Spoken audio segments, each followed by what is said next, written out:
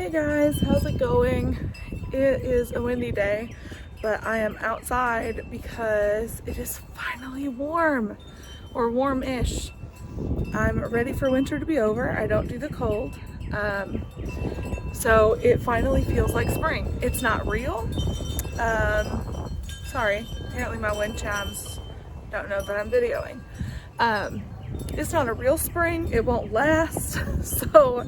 So as much as I'm like super tempted to put all my things in the ground, that would not be a smart idea because then we'll still get a freeze and they'll all die.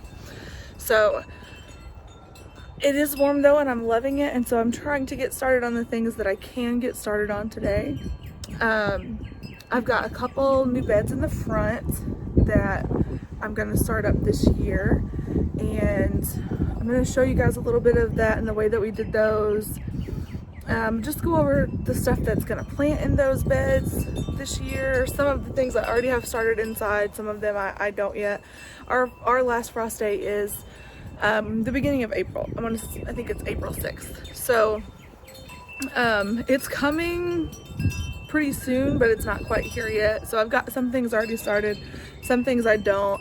I'm gonna direct sew a few things in those beds this weekend. So anyway, I guess today, because it was so nice and I wanted to be outside, we're gonna just go over these two new beds, what's gonna go into those, and just a few plans for the spring. So stay tuned and hang out if you want to see how we're gonna do our beds this year.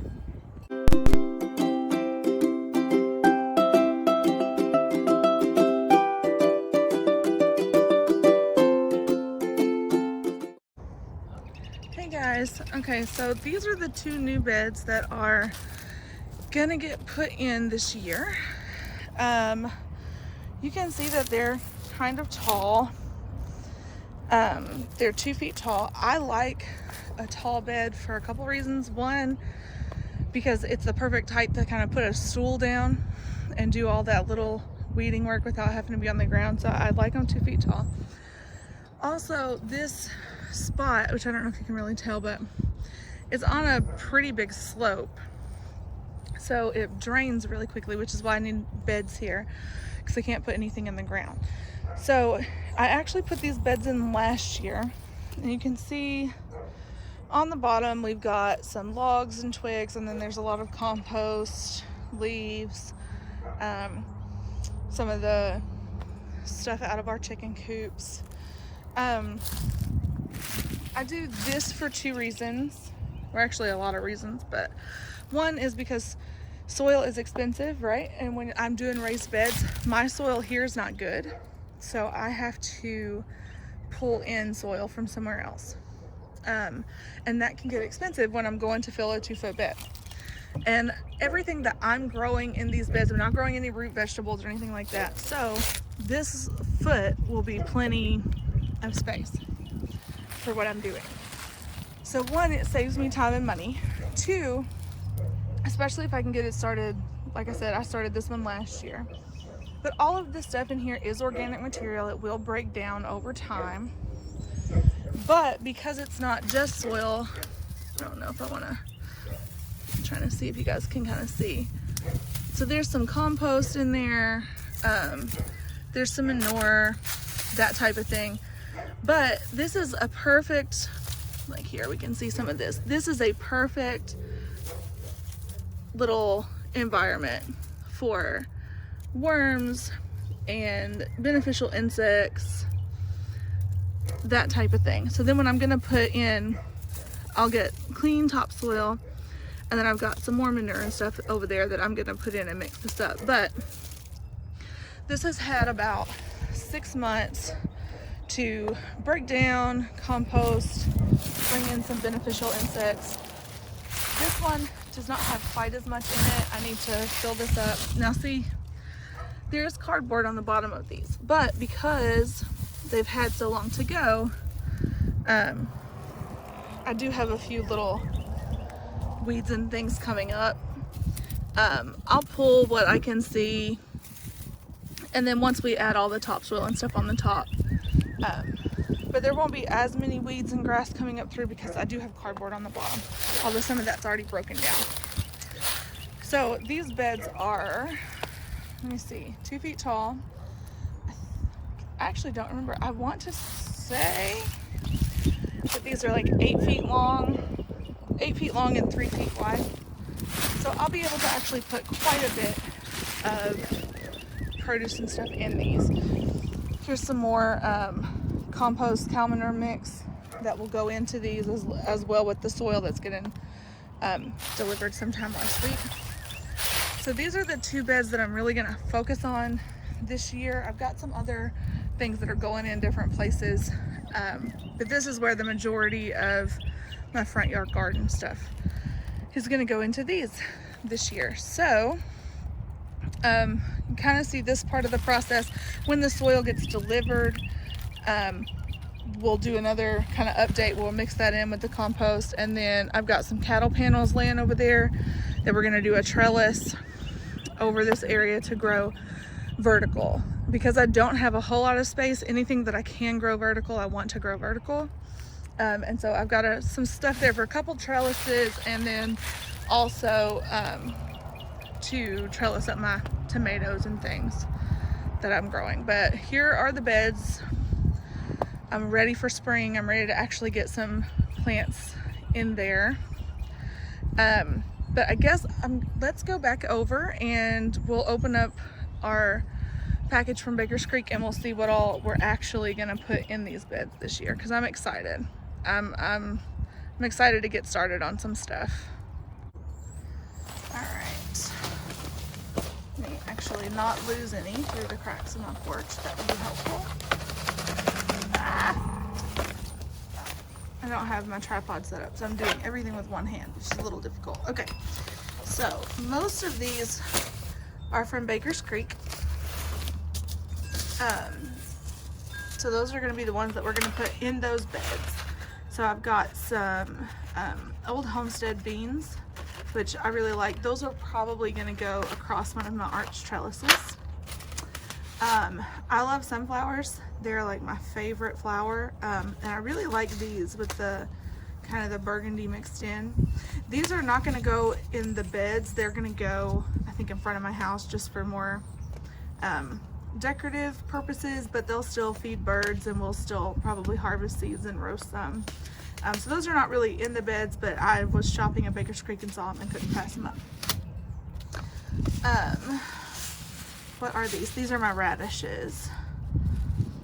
And I know that it tells me like the scientific name there. I can't remember offhand what the variety name was for these, but we have some radishes.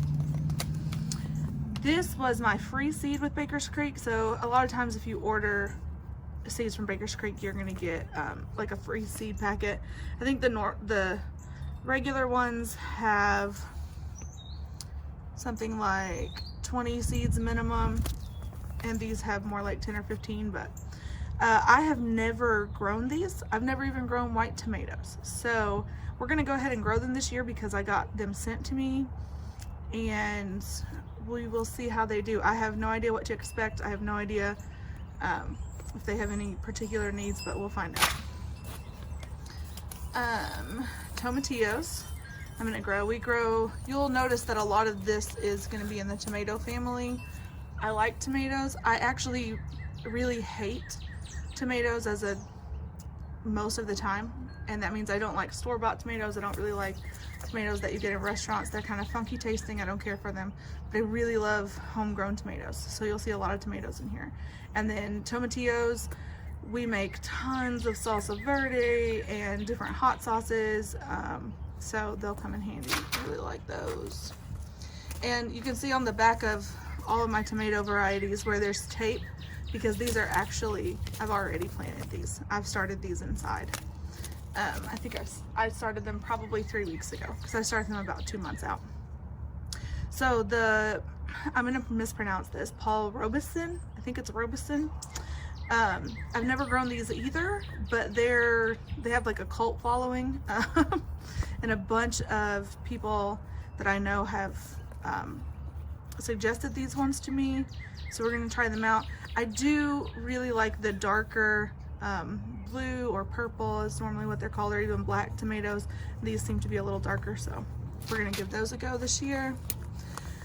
I'm only doing one cherry variety this year because I've got limited space. So I'm gonna do these black cherry tomatoes. Okay, the Cherokee Purple is like my favorite tomato. If I could only grow one tomato ever, it would be this Cherokee Purple. Now that might change this year with the Paul Robeson coming into the picture, but as of right now, this is my go-to tomato. I love it. It's not pretty always, well, almost never is it pretty, but it tastes so good. I love this one. All right, we are also gonna do, I'm gonna mispronounce this too, Kelvedon Wonder. If you know how to pronounce that, feel free to correct me. But some peas. I don't like cooked peas. None of us really do. We don't eat cooked peas very often, so I won't can any of these. But we all like raw peas. So we'll eat a lot of raw ones and then I'll freeze them and we'll pull them out and it's a good snack. But I just don't like the texture of cooked ones. Okay, these were some onions that I got, Yellow of Parma. I don't think these are gonna actually happen this year. I got these, I was gonna start outside. I like to start onions outside if possible and kind of let them acclimate. But then we had just this massive historical snowstorm, frost, and I didn't get them out in time. And it's a little late now. So I don't think these will, I'm probably not gonna plant these for spring, but these will probably, I'll hold on to them and they'll go into a fall garden. But I probably won't get those in. Kohlrabi, we really love. My husband actually introduced me to this vegetable. It's really, really good. We have not had a purple variety yet. We only have had the green ones. That's German, so I'm not even gonna try to pronounce it. Blauerspeck, I think is how you say that. But it is a purple kohlrabi, so I'm excited about that. A lot of these, like the kohlrabis and cabbages and stuff, they'll go in this weekend actually. Okay, cucumbers. Normally I grow more than one variety of cucumber, but that did not happen this year. I don't know, somewhere in my planning, I guess we just decided not to do more than one. I wanted to get the Silver Slicer. I wanted to get, it's a newer variety, or one that I haven't seen a lot before. And I just was late to the game and couldn't find any. But hopefully next year I'm gonna try those out. But these are Market More 76s. Get the rest of this out. Okay, and then I've got two cabbages. So I don't know how to pronounce that. But I have a green cabbage and I have a purple cabbage. We eat a lot of cabbage. We eat a lot of raw cabbage. We eat a lot of cooked cabbage. So I'm gonna grow a green and a purple. So that is it for the vegetables. However, because of where I live in town, and I live close to a lot of people who spray their yards with pesticide and stuff, which is fine. I mean, that's what they want to do. Unfortunately, that does kind of cut my pollinator population down, and I need pollinators if I want a good garden. So I got just some different flowers that I can plant around my beds and sort of around to try to attract pollinators. So I've got some different zinnias, just different colors of those, and then these Envy zinnias, these green ones. I actually had not seen these before, and I think they'll be really pretty. So I got some zinnias, and then I went ahead and got some cut flowers. I've never grown cut flowers really, like I don't know a whole lot about them as far as the market gardening side of it, but I just figure I will throw them out there and see what happens, and maybe it'll be something that I like going forward. And worst case scenario, it's a flower, so you know, I'll get some butterflies and some bees hopefully out of it. And then I got some salvia. It's just beautiful and it is really hardy. It's the same with these, the delphinum. they're pretty, and I live in 7B, which is really, it has a long growing season, which is good, but the summers get really hot, like over 100 degrees, super sunny. And so I try to get some flowers at least that are really hot safe. So like the salvia and the zinnias, they will do well even when it's over 100 degrees and really sunny. So that is the collection for the front beds and the front yard space around those beds. So hopefully here in a few months, we'll go from seed packets to big harvests and baskets full of food. That is the goal. So yeah, anyway, that's the plans. I'm excited about it. I can't wait to try out some of these new varieties and see how they work. We are gonna do a couple different berry bushes. So I've got 2 blackberry varieties, 2 blueberry varieties. Those are gonna go in actually today, because if I get another hard freeze or a frost after today, I can just cover those with some buckets and mulch them and they'll be fine. The same with these. These are not going in raised beds. I've got a patch that we're gonna actually kind of do, because they tend to be a little bit more hardy than the other things, and the spot where we're putting these is not as bad in the drainage as the other. But we've just got some garlic, some yellow onions, and some asparagus. That all of these are going to kind of go in a little patch in front of the house, and then we're going to put these berry bushes in. So these are going to go in today. We probably won't actually get a whole lot of fruit, if any fruit, off of these this year. I'm still on the fence on what I'm going to do, but I will probably end up pinching off any blooms that we get this year to let these bushes really grow up and establish a root system and become pretty hardy. And then we'll probably end up getting berries off of these next year. But we'll see as the summer progresses on how we end up doing that. But that is pretty much everything that we are planning on growing in the front yard this year. Now the sun is coming out in a really weird spot, so my lighting is getting weird, but that is the plan for the spring garden this year. I really hope it works out that way. Stay tuned and we'll keep you guys updated on how everything grew and how everything's going. Talk to you guys later. Bye.